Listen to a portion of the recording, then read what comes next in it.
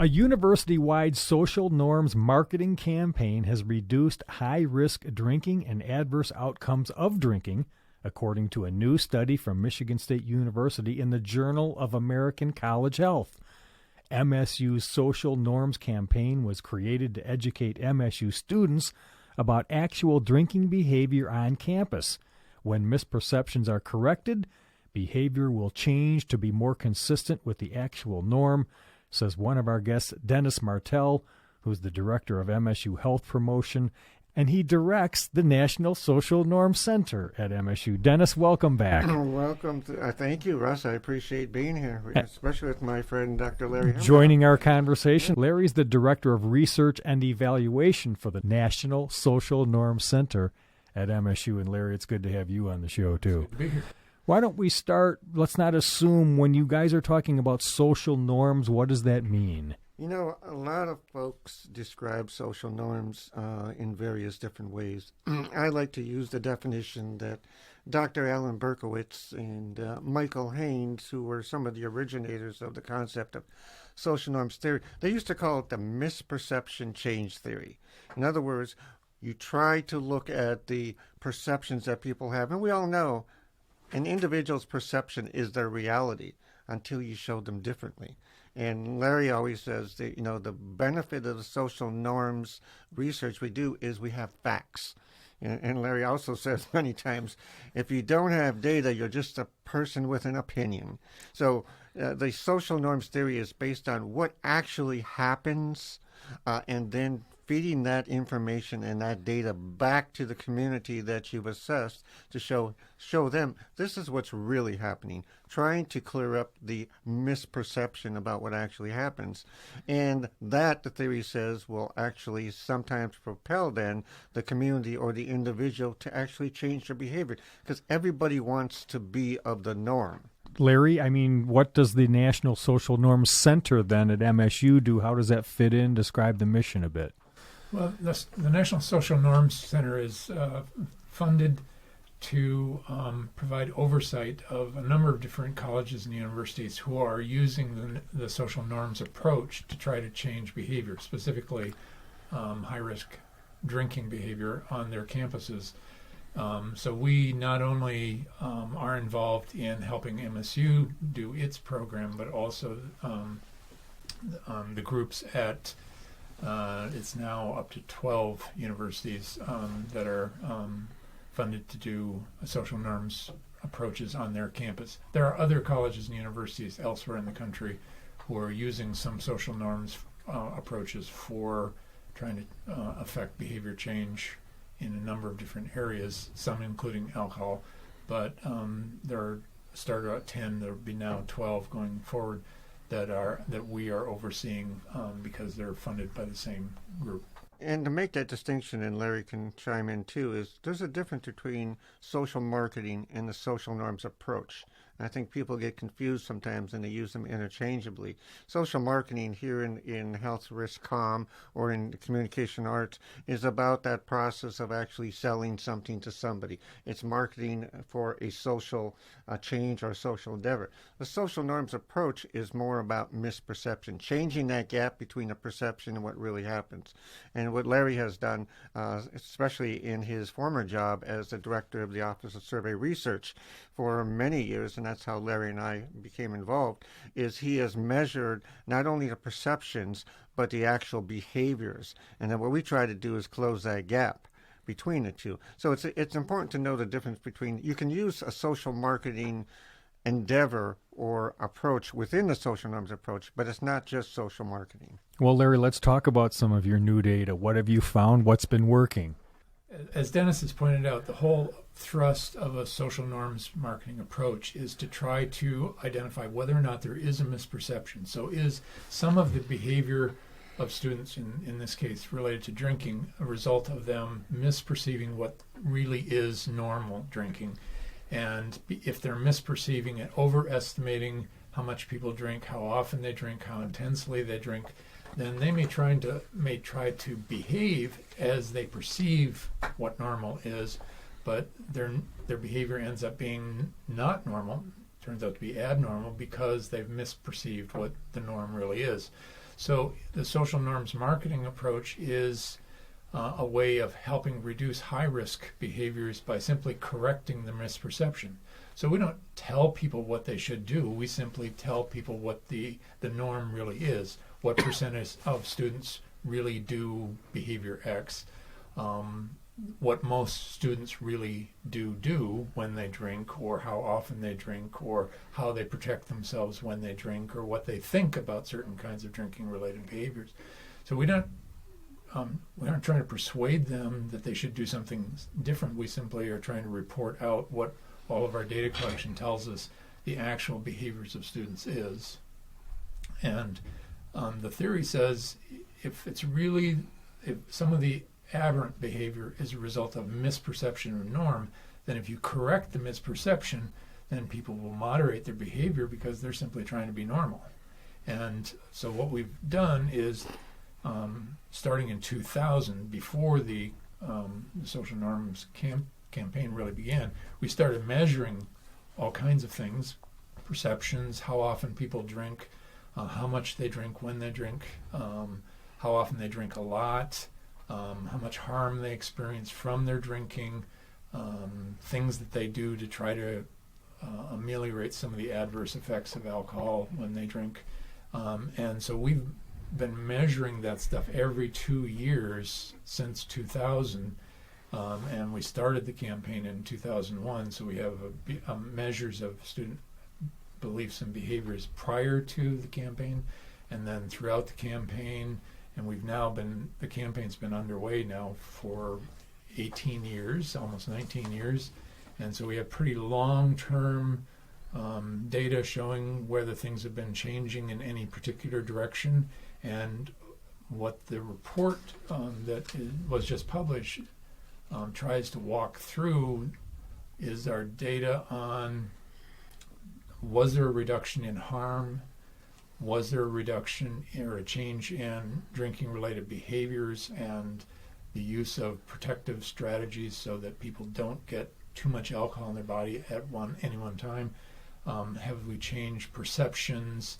And all along the way, all of the data supports the idea that the things that were being done on campus were making an impact on drinking-related perceptions and behaviors.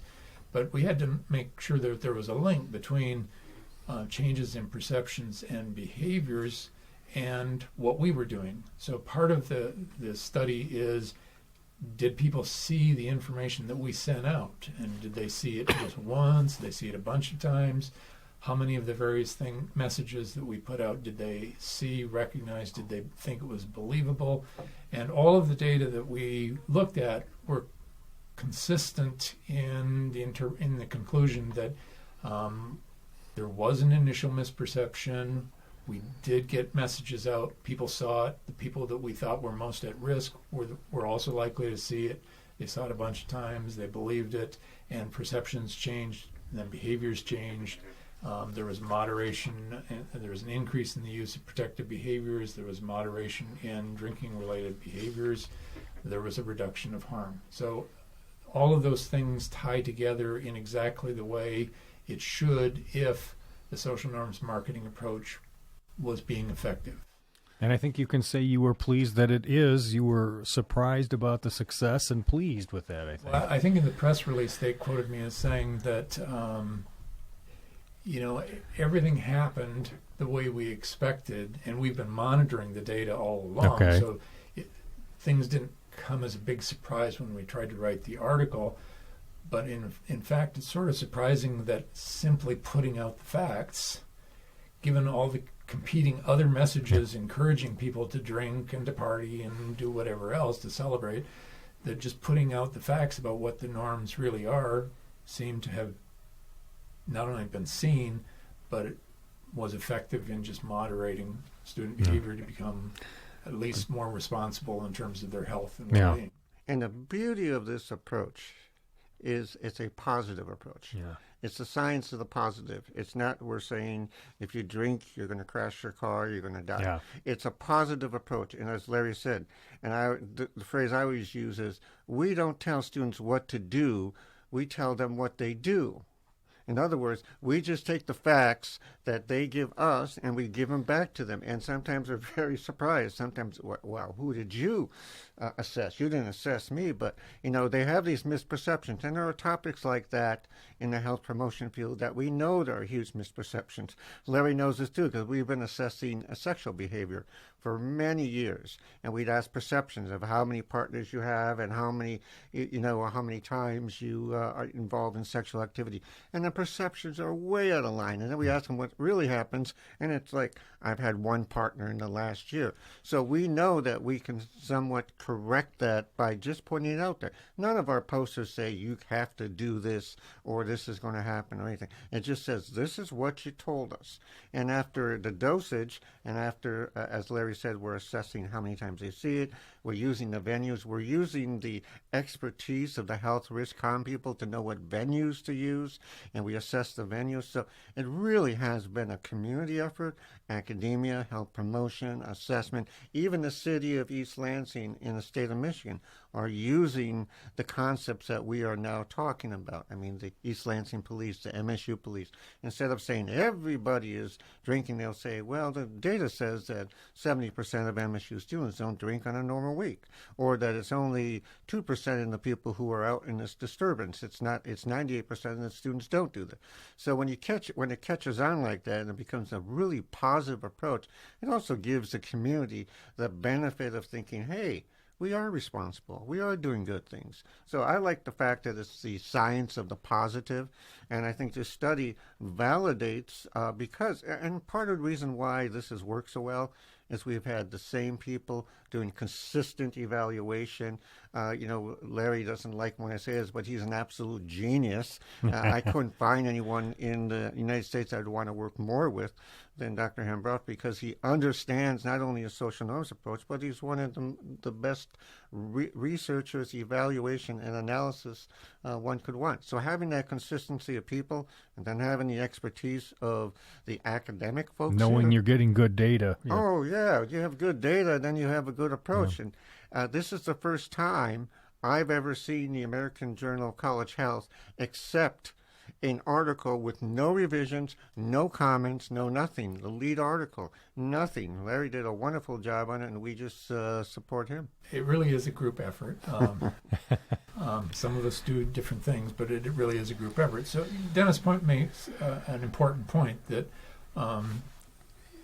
what we've been doing has been embraced by many key stakeholders in not just on campus, but in the community.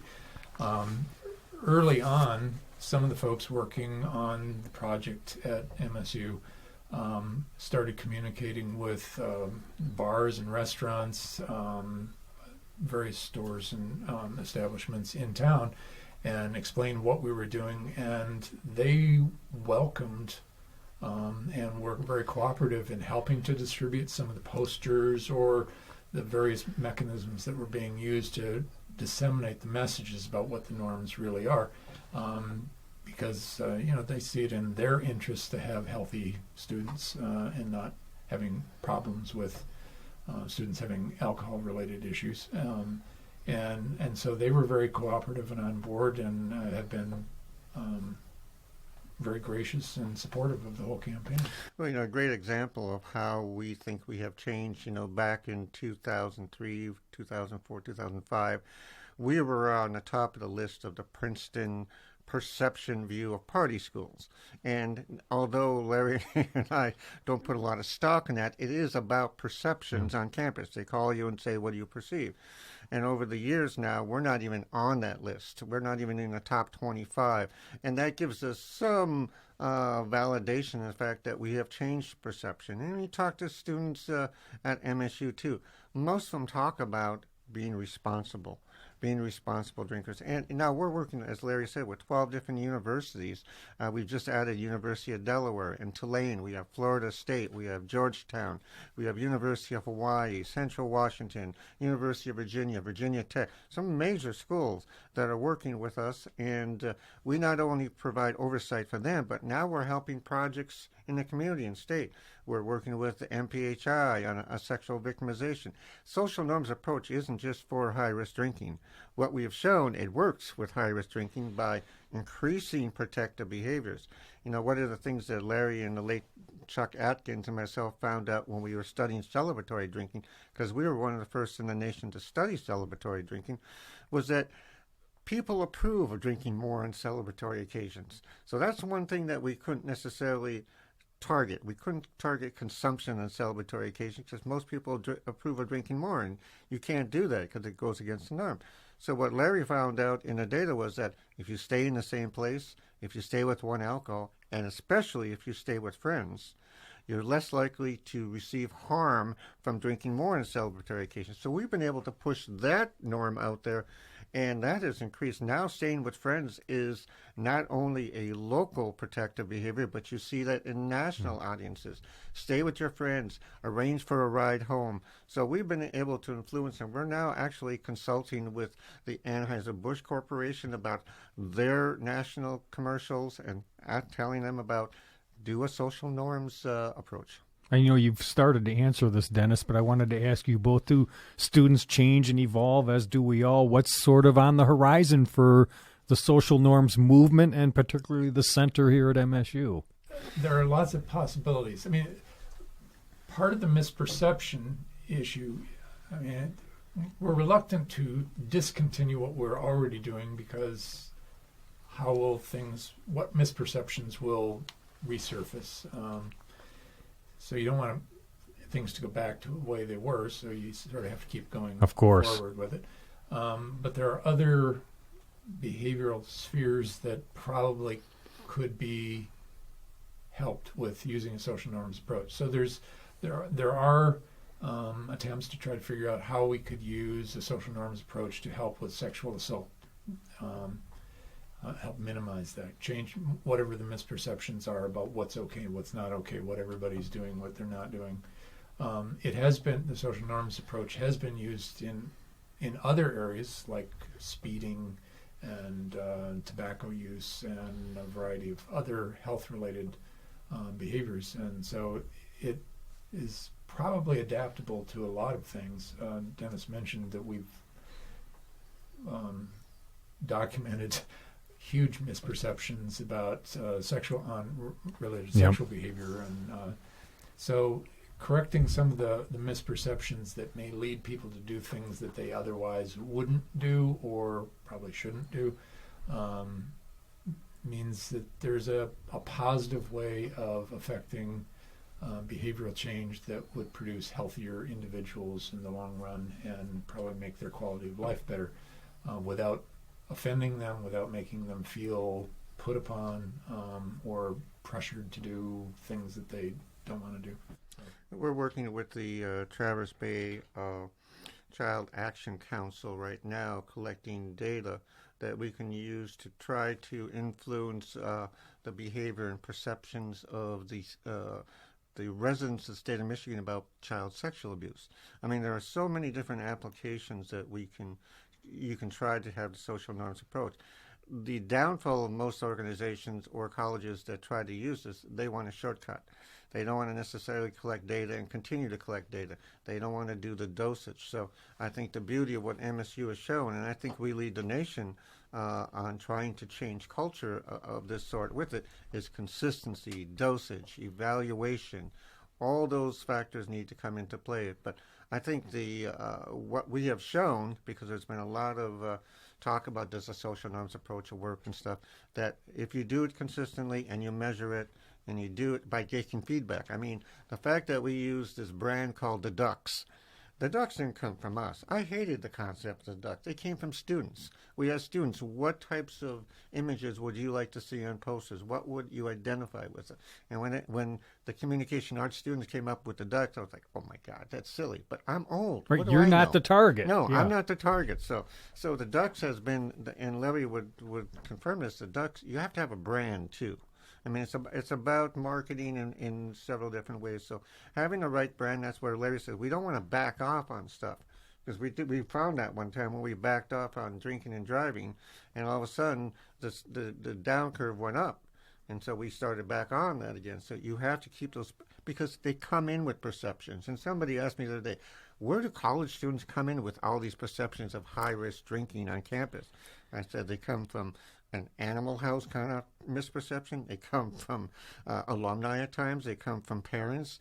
People have these concepts about college, and they sometimes give them to the kids. So we try to correct that. Well, your work is another great example of the land grant mission. I think sharing this expertise to make life better for people. And Dennis, you and I go back to 98 when then President McPherson first established the Alcohol Action Team you were on following the first MUN disturbance. And just, congratulations on your work. You must feel proud, and just some key takeaways from both of you as we wrap up. I joined with Larry in saying this has truly been a community effort. And McPherson at the time just asked us, if you had a blank canvas, what would you do here? And, I give credit to Michael Haynes and Alan Berkowitz and Wes Perkins, who came up with the concept in the early 90s.